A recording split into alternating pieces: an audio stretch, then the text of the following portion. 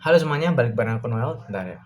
Dan selamat datang di Apa Jadi Bahas. Dan lanjutan dari video yang sebelumnya karena pakai itu masih sama gitu ya. Jadi aku ngerekam 2 kali hari ini. Dan aku sesuai dengan judul, aku mau bahas bahwa apa yang kalian lakukan sekarang ataupun yang sebelumnya pernah kalian lakukan itu nggak akan pernah yang namanya sia-sia gitu ya. Kenapa aku berani bilang kayak gini? Karena ini berdasarkan pengalaman juga gitu ya.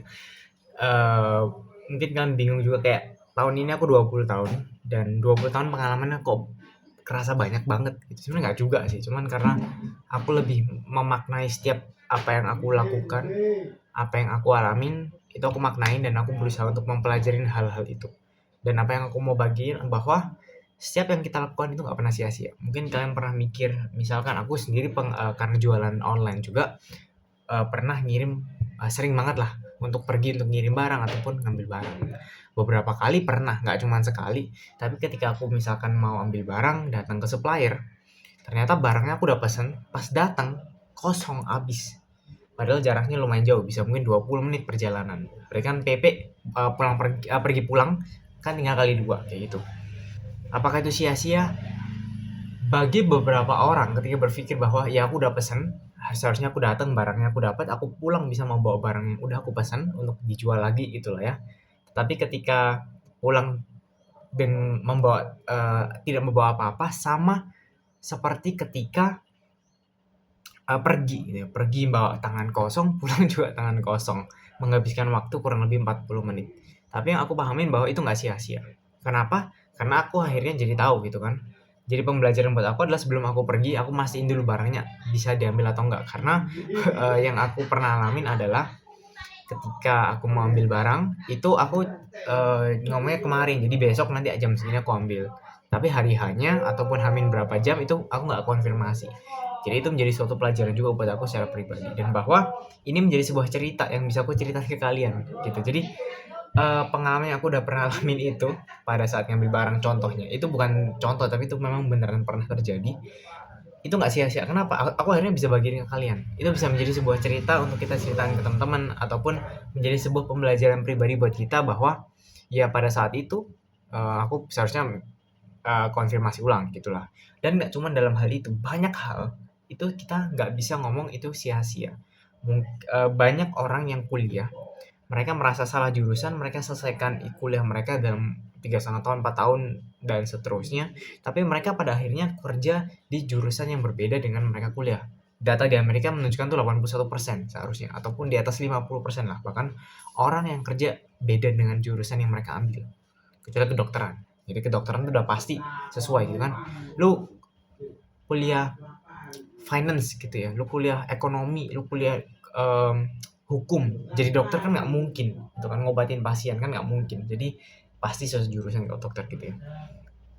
Nah, apa yang misalkan orang pasti mikir, oh selama 4 tahun aku kuliah sia-sia nih, aku pelajarin ini tapi ternyata aku malah kerjanya bidangnya jauh banget berbeda, seharusnya aku bisa ambil ini. Ini adalah salah satu hal kenapa kita harus bisa move on juga gitu. Ketika kita terlalu terbawa juga di dalam masa lalu kita bukannya ngelihat ke depan tapi kita hidup di masa lalu. Aku kadang masih ngalamin itu, bedanya dengan penyesalan karena nggak bareng saudara-saudaraku gitu. Aku punya saudara, tapi ketika mereka sudah pindah dari kota ini, dari kotaku, dan sangat sulit aku untuk menemui mereka, aku merasa bahwa penyesalan bahwa dulu aku gagal untuk menjadi kakak yang baik buat mereka, untuk bisa nemenin mereka main, belajar, dan segala macam. Aku terlalu fokus untuk diriku sendiri. Jadi itu menjadi suatu pembelajaran buat aku. Dan ketika kita bahas sia-sia tentang belajar, nggak akan ada pernah yang namanya sia-sia ketika kita pelajarin apapun itu yang beda dengan jurusan. Aku kuliah informatika, tapi aku juga pelajarin, misalkan kemarin kalian bisa tonton juga, aku bahas tentang love language, itu tentang psikologi kasih manusia lah, psikologi manusia kayak gitu. Apakah itu sia-sia? Enggak. Itu bisa membantu juga aku secara pribadi untuk bisa membangun relasiku dengan teman-teman ataupun dengan pasanganku yang uh, akan datang lah, pasangan di masa yang akan datang gitulah. Jadi pasti kalian juga mikir bahwa sama sekali nggak kepake gitu, misalkan jurusan apa. Tapi dengan kalian belajarin itu dan kalian pada akhirnya setelah melewatin suatu fase kalian merasa bahwa apa yang sudah kalian pelajari itu sia-sia. Itu nggak sia-sia. Kenapa? Karena kalian tahu bahwa yang kalian gimana ngomongnya. Jadi ketika kita mikir bahwa apa yang kita pelajarin sia-sia, itu sebenarnya nggak sia-sia. Kalau kalian udah punya pikiran itu sia-sia, itu sebenarnya nggak sia-sia. Jadi logikanya lumayan rumit. Kenapa aku bisa bilang gitu? Karena kalau kalian nggak pelajarin ini, kalian nggak tahu ini akan sia-sia atau enggak. Tapi kalian tetap akan bisa dapat pengetahuan ini, proses belajarnya dan segala macam. Misalkan yang mungkin nonton di sini SD sampai SMA, misalkan kalian tertariknya dalam bidang olahraga nih, lulus pengen jadi atlet, nggak usah belajar kimia fisika kan nggak perlu gitu kan ya. Jadi kalian merasa bahwa memang kalian pelajarin sia-sia, sebenarnya enggak. Kalian dengan belajar itu ada suatu standar yang harus kalian lewatin ya kan. Gimana cara kalian untuk pelajarin meningkatkan kemampuan diri mencapai standar ini biar bisa paham materi gitu loh. Proses ini yang sebenarnya penting juga, bukan hasil akhirnya tapi proses.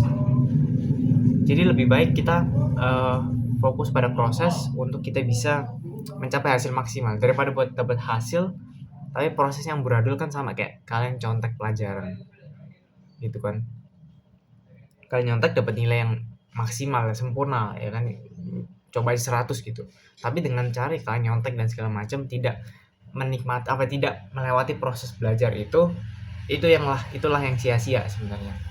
Ketika kalian sudah melewati suatu fase proses dan kalian merasa hasilnya sia-sia, kalian punya pikiran seperti itu, sebenarnya proses ini sudah nggak sia-sia. Sama halnya mungkin pernah ketika orang mikir bahwa pendidikan itu nggak penting. Orang yang ngomong, yang punya pikiran seperti itu adalah orang yang pernah merasakan pendidikan yang baik. Orang yang nggak pernah merasakan pendidikan nggak akan pernah ngomong pendidikan itu nggak penting. Kenapa?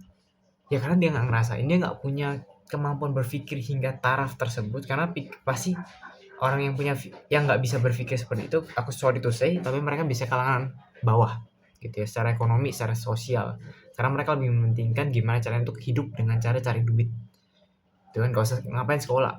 Mending waktunya pakai buat kerja, entah kerja apapun itu bisa makan. Itu yang mereka pikirkan. Tetapi orang yang sudah mengalami pendidikan dan bilang bahwa pendidikan itu sia-sia adalah orang goblok. Tapi sebenarnya ketika kalian bisa berpikir bahwa pendidikan itu sia-sia ataupun gak penting, itu adalah hasil dari pendidikan itu sendiri. Jadi ketika kalian ngomong pendidikan itu gak penting, kalian bisa ngomong itu karena kalian dapetin pendidikan. Aku dapetin ini dari salah satu filmnya Reza Radian, aku lupa yang mana. Kalian bisa cari aja sendiri. Dan bentar, aku lupa ini topik utamanya bahas apa ya, nggak ada yang sia-sia gitu ya. Jadi apapun yang kita lakukan dalam hidup sebenarnya nggak akan sia-sia, karena itu bisa menjadi suatu pelajaran, bisa menjadi sebuah cerita untuk teman-teman, untuk misalkan kalian yang saat ini yang usia kurang lebih 20 tahun sampai 25 ataupun di bawah 25 tahun, itu bisa menjadi cerita. Misalkan untuk pasangan kalian nanti, kalian bisa sharingin apa yang udah kalian alamin, ceritakan apa yang menjadi sia-sia gitu. Bisa menjadi sebuah cerita. Kalian juga bisa jadikan itu sebagai pelajaran untuk anak kalian nanti. Kalian bisa cerita. Jadi apa yang sebenarnya proses yang kita lakukan ketika kalian merasa bahwa itu sia-sia, itu bisa menjadi beberapa hal, menjadi cerita, menjadi pelajaran, dan menjadi suatu cara kita untuk untuk berproses dalam suatu hal. Jadi apapun itu yang kalian lakukan saat ini nggak sia-sia, teman-teman. Jangan pernah menganggap yang sebelumnya udah kalian lakukan itu sia-sia. Sebenarnya itu enggak, itu hanya pandangan kalian aja. Jadikan itu sebagai sebuah cerita, jadikan itu sebagai sebuah pelajaran. Dan juga ingat proses kalian melewatin fase yang kalian pikir sia-sia, apa yang bisa kalian pelajarin dari situ. Sekian dari video kali ini, nggak panjang juga, sekitar 9 menit ya kurang lebih. Dan sampai jumpa di video berikutnya. Semoga apa yang aku selama ini sampaikan kalian bisa bisa kalian cerna, bisa menjadi sebuah pembuka pikiran kalian, wawasan kalian tentang pandanganku. Dan feel free to comment down below untuk kita bisa diskusi dan segala macam. Ciao.